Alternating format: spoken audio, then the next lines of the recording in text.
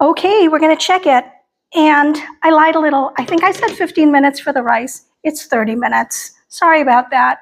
And that's actually what it says in the recipes on my website. So trust the process, right?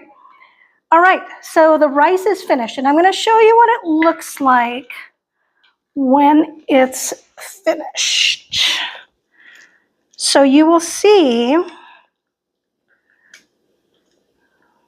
okay, hold on a minute. I don't know if you can see that, but do you see how it's puffed up and all those grains are cracked and puffed? So you can also taste it and you will see that it's done. So it's done, still a little soupy, but we're ready to throw in the rest of our ingredients. So what I'm gonna do is I'm gonna put in my tomatoes first. Just gonna pour them in there. And then I'm going to put in my sausage. This actually doesn't need to go in any kind of order. I like, because I'm using frozen okra, I want to add those last. Here's my chicken. Ugh, splashing all over the place. And here's my okra. Still a little frozen. Did not get to thaw it before we started this.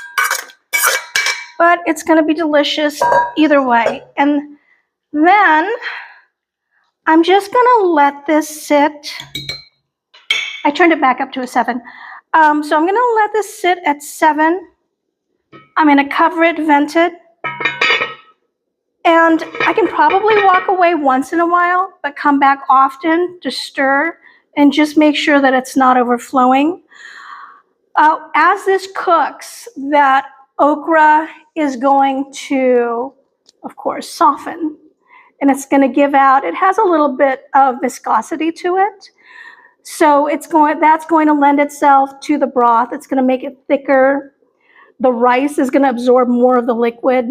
So even though right now it's still a little soupy, that's going to turn into something more like a stew consistency in a little bit.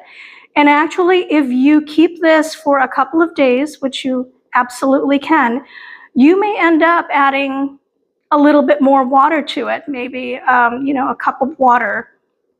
Well, I don't want to assume that because I don't know how much you're going to get left over. But add a little bit of water to kind of thin it out as the days go by. And lo and behold, what starts off as a 15 to 20 serving dish ends up feeding more. Now, this is a 9-quart casserole dish. And as you can see, it's almost full up to the brim.